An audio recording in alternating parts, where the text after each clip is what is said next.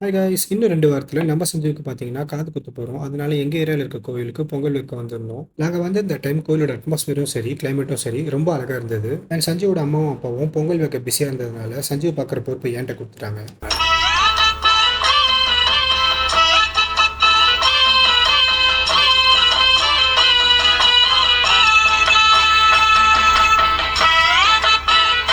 நானும் அவன சமாளிச்சு டைவர்ட் பண்றதுக்காக அவன இந்த பக்கம், அந்த பக்கம் தூக்கிட்டு போயிட்டுருந்தேன். அதுக்கப்புறம் கார்ல உட்கார வச்சு விளையாட்டு காட்டிட்டு இருந்தேன்.